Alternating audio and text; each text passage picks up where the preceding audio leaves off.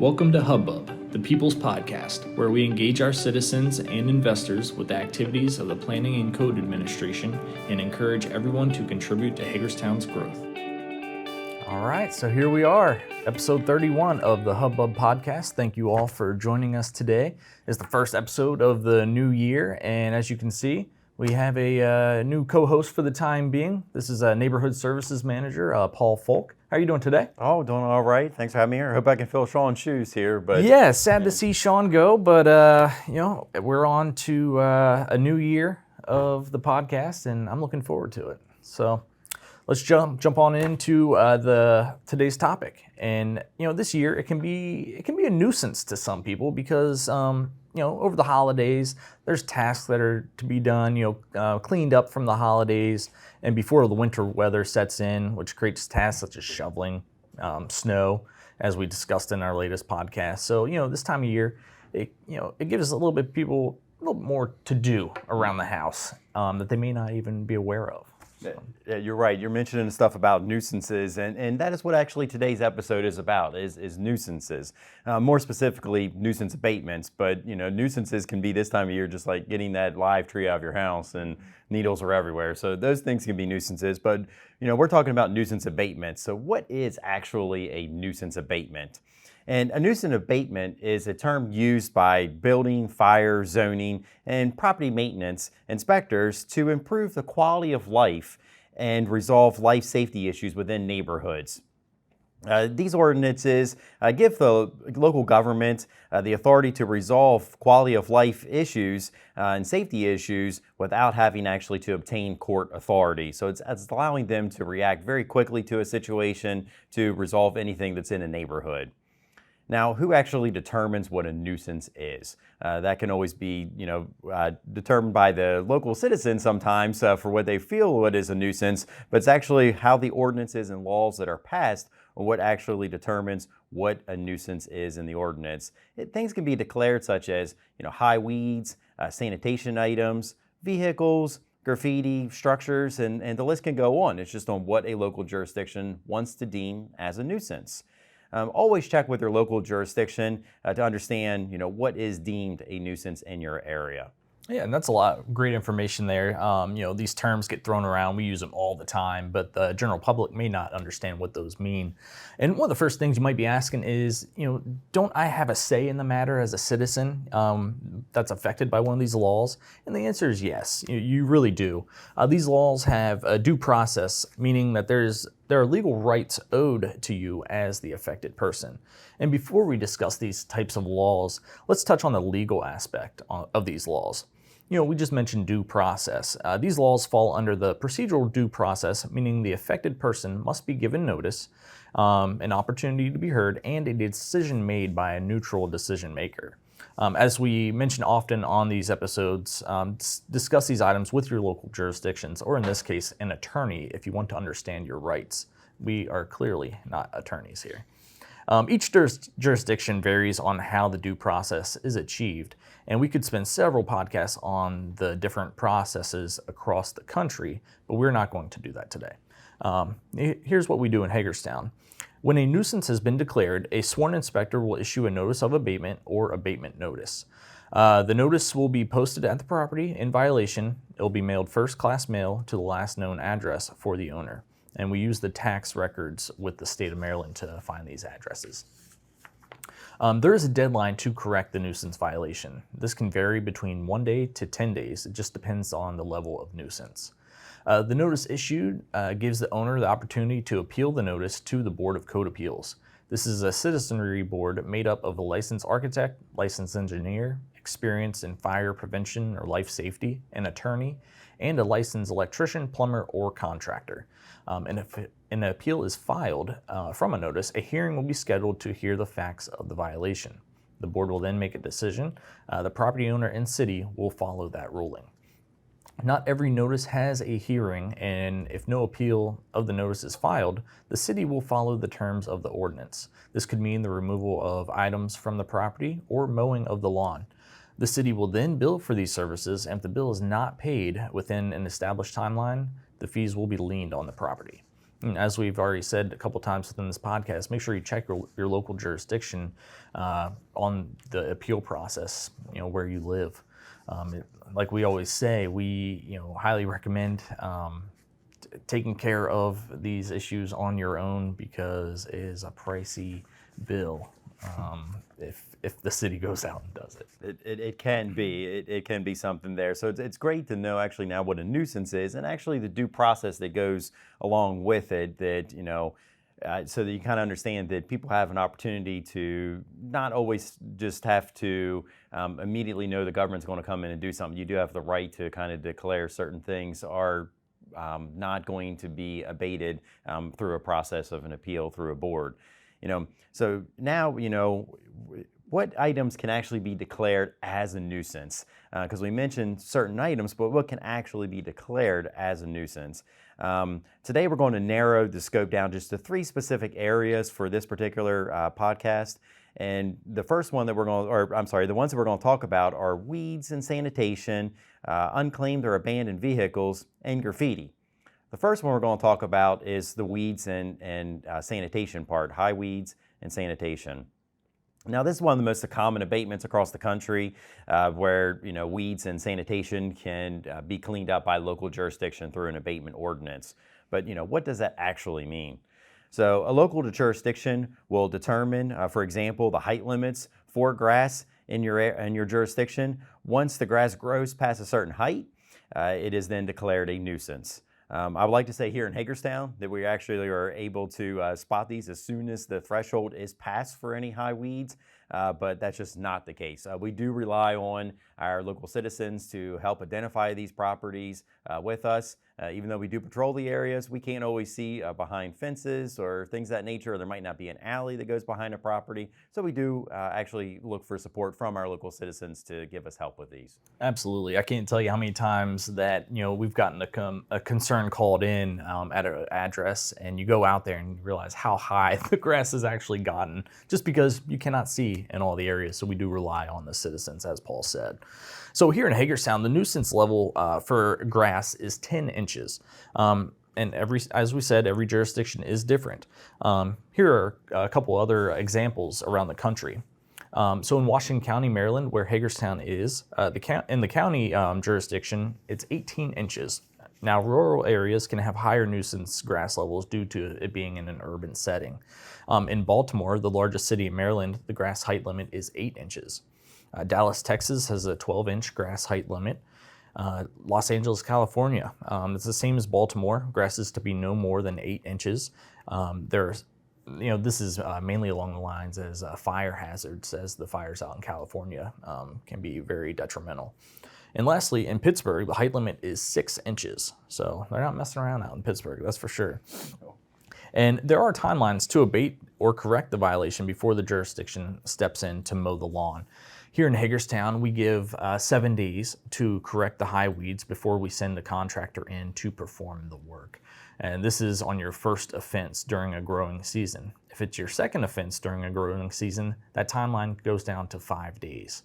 And any third or subsequent offense after that is shortened to 1 day.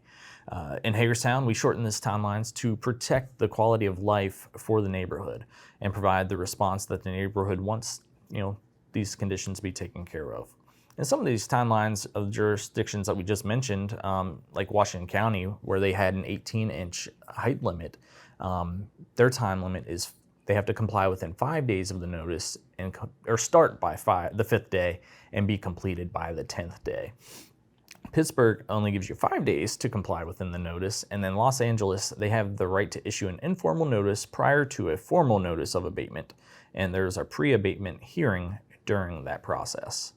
And we always recommend reach out to where you live. If you're not sure where what the height limit is in your area, just call your local jurisdiction. I'm sure they'll give you all the answers on that. Yeah, it's a very good point. Always reaching out to the local jurisdiction for things. And Donnie went over a lot of great things for weeds, but then also we mentioned that this was a high weeds and sanitation types of ordinances. So sanitation is anything that would be rubbish, garbage, trash, debris. It could be anything along those lines. It's always good, like Donnie had just mentioned, to make sure you know what each jurisdiction classifies as rubbish, debris, or trash, because each jurisdiction can be different. Here in Hagerstown, that if you have construction materials that are sitting on your property for 60 days that are being unused, that is declared debris and rubbish and therefore subject to an abatement.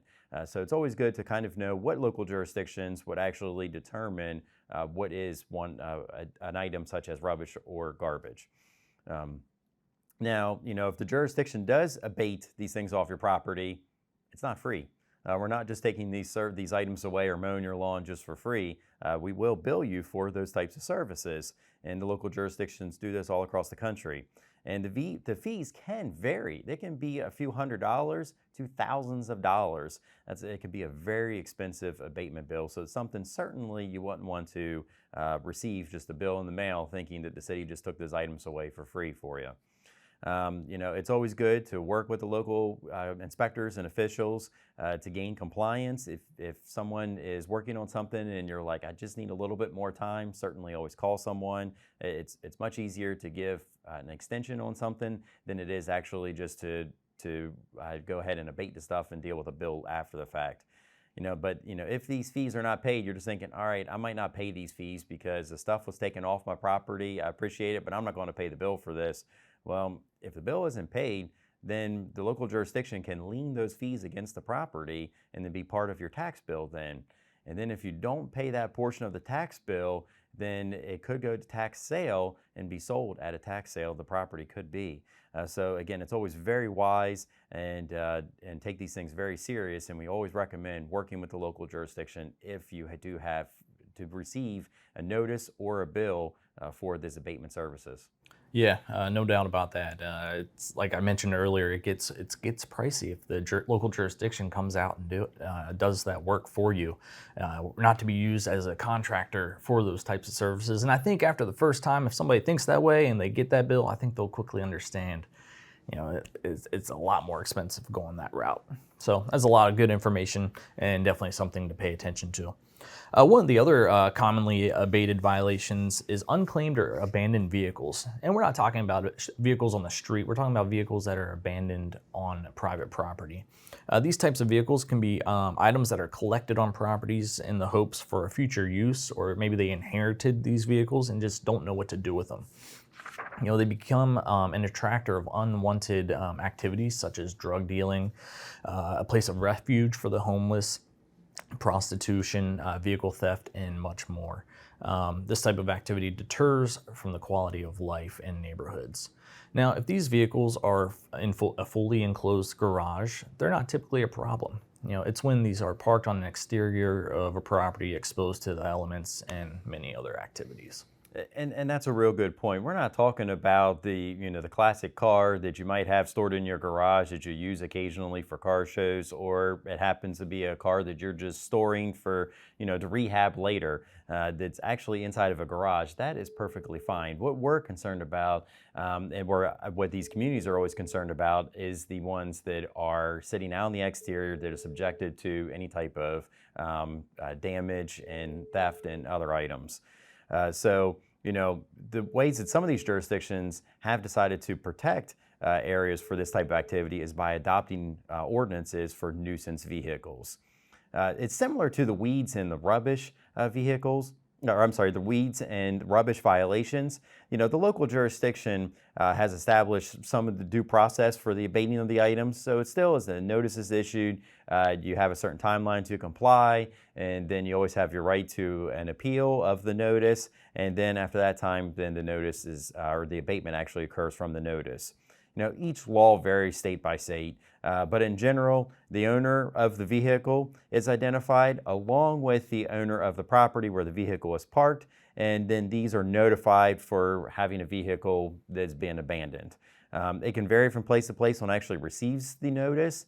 Some of the places, the notice just goes to the registered owner of the vehicle. In some places, it can actually just go to the owner of the property. And in other places, it can go to both of them, the owner of the vehicle and the owner of the property.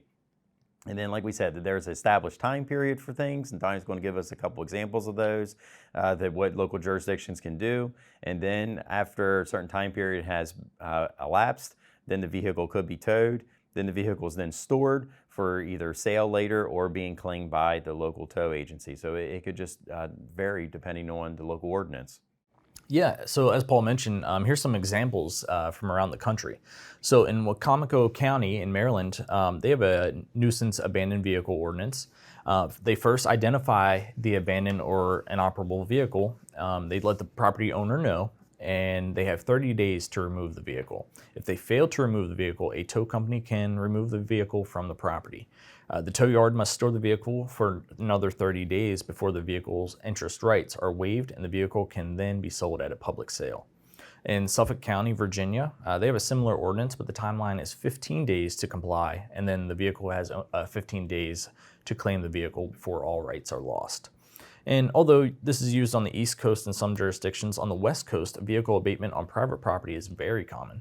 California appears to have some of the most aggressive vehicle abatement programs in the country.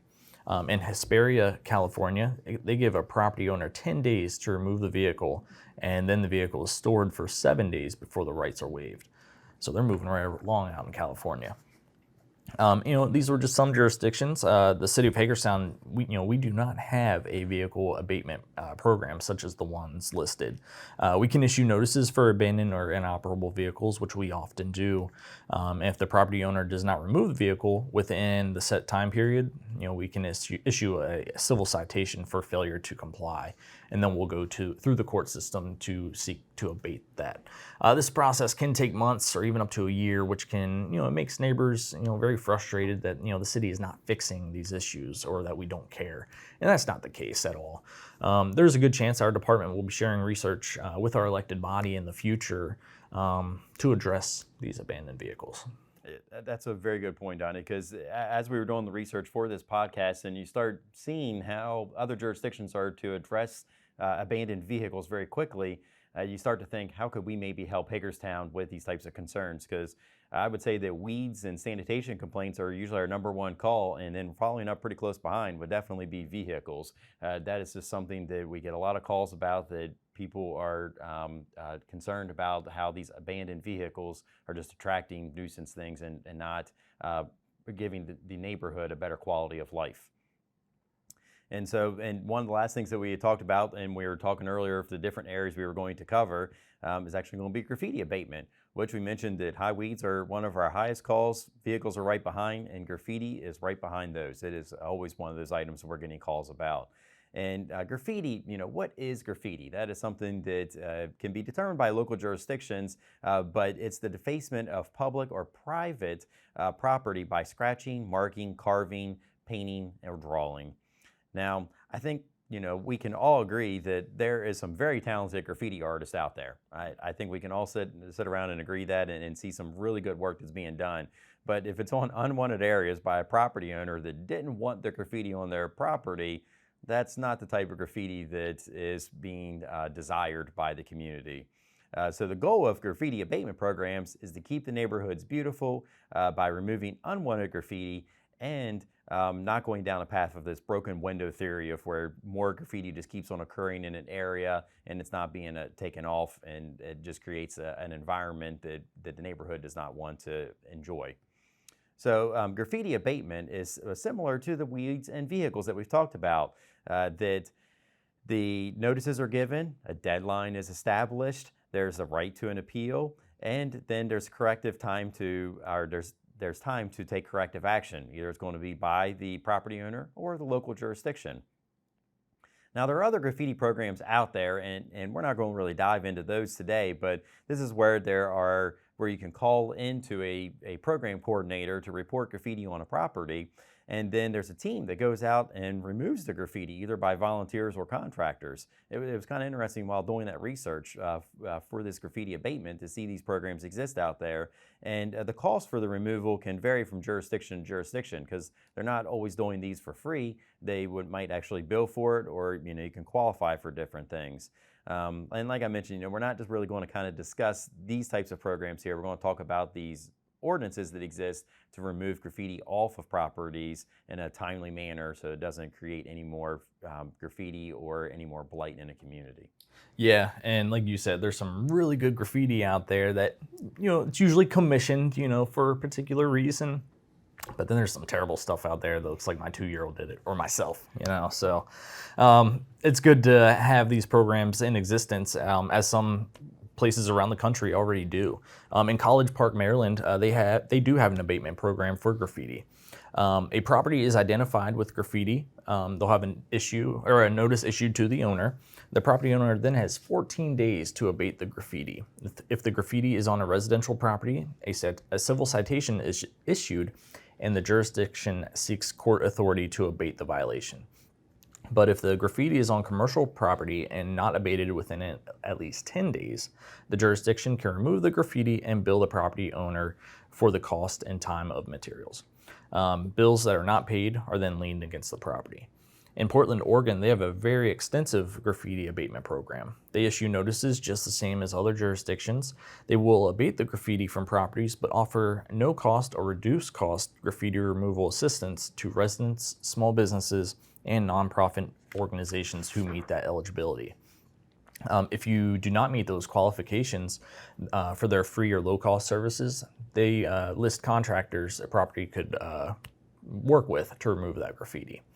In the city of Watsonville in California, they require graffiti to be removed within 72 hours or 3 days once it is placed. Their experience has shown that the graffiti removed within 48 hours has proven to deter future graffiti. I like that one a lot. It may seem like such a short amount of time, but as the graffiti artist, they might see like, oh, that hard work was just put in and they're removing it so fast. It's like, what's the point of continuing to do that? So I like that a whole lot. And one way to prevent graffiti in areas is through environmental design, or CEPTED. We discussed CEPTED back in episode 16, so if you have not listened to that or that term seems unfamiliar, go give that episode a listen. There's some really good information in that one. Some examples to deter graffiti on areas is to plant fast-growing, low-maintenance bushes or trees along the sides of buildings. You could install lattice work, trellises with vines, and you could improve outside lighting. And on public spaces, you might want to consider commissioning murals. And graffiti creates a condition of blight within a community, which can result in deterioration of property values, business opportunities, and the enjoyment of life for patrons using adjacent and surrounding properties. So some good information there on what other jurisdictions are doing. Yeah, it's a very good point. And like here in Hagerstown, like you mentioned that we have, you can do murals on buildings, and we actually paint clear coat stuff over top of it to try to deter graffiti off of those murals as well, so it just doesn't adhere to that, protecting the murals. And it's always a good idea to do that if you are having a mural in your community. And we mentioned several abatement ordinances that are out there, and there are a number of different abatement ordinances, and it's always good to research them. But we came across one where they do abatements in one community if you have front yard clotheslines, which I couldn't believe that existed. It was so funny actually coming across that. I guess that community had problems with clotheslines in the front yard, but it is something that they have on the books. Or it could be one of those ordinances where it's just kind of been in existence in such a long time that it's still in the books, and someone like us actually read it and couldn't believe it still exists. But always just check with your local jurisdiction to know what is permitted in your community and what is not. If you happen to receive an abatement notice, we always recommend calling the issuing inspector just so you can have a chat with them and discuss what are your options. Can you get some more time on stuff? What would happen if you didn't comply? Just different things along those lines, because you don't want to receive a bill and for something that you might have had the opportunity to correct yourself, and then you're stuck with this big bill you have to pay to the city. Right. Yep. Definitely good to pay attention to that stuff. That clothesline makes me laugh. It's just one of those things you just never thought about. And it's a good segue to our weird news story. I know this was our previous co-host Sean Brown's favorite part of the podcast, and I'm sure it's going to be Paul's favorite part as well. All right, so this one, the title of the article was "Weed Abatement Cause of River Fire." So this comes from Paso Robles in California. And this was a crazy one. So a landscaping contractor, they were abating weeds when they accidentally ignited a fire. And due to the high winds, the fire started spreading rapidly, but was eventually put out. But unfortunately, this fire destroyed 2 homes and damaged 9 structures. To get it under control, they needed 19 fire engines, 2 hand crews, 2 dozers, 3 air tankers, 1 air attack, and 1 helicopter. So I know we mentioned how Los Angeles has some of those stricter timelines for their grass or not letting it get above a certain height. This is a prime example of why you don't want that grass to be overgrown because of the fire. It's one of those weird news stories, but it's also a serious one. Something you want to pay attention to. Well, that is a very weird news story there, and I'll say, although Sean liked it, I've been a longtime listener, first-time co-host of this podcast here. I do appreciate those weird news stories, so I found that very interesting, and I didn't believe that many units actually responded to that fire. That is a lot. So, our next episode, we're going to be covering strategic demolitions and what is this concept? It's how, what we'll do is we'll discuss how strategic demolition is used in communities to revitalize areas and spur economic growth. There's things that are occurring in Baltimore or that have occurred in Baltimore over the years that I'm aware of. We actually have some stuff here on the books in Hagerstown that you can use for historic district areas to actually, if it's for an economic development, you might be able to demolish an historic building just to try to spur some economic development. There are a lot of thresholds you have to go across, but we'll dive further into those details next episode. Yeah, I'm looking forward to that one. That's going to be a good episode. And while you're waiting on that next episode to come out, we have a huge library of podcasts at this point that you can look back on. You can find all of our podcasts on Apple Podcasts, Google Podcasts, Spotify, Anchor, pretty much every podcast platform out there. If you'd rather just listen to us, you can do that. But if you want to continue watching us, you can find us on YouTube by searching for PCAD, City of Hagerstown, or the Hub-Bub Podcast will get you there as well. We are on Facebook by searching for PCAD, City of Hagerstown. Instagram, we also started some short videos on Instagram through their Reels platform and on TikTok. So you can find those by searching PCAD, P-C-A-D, City of Hagerstown. A lot of good educational information out there. All right, so as we always do, we feature a musical guest at the end of our episodes to take us out.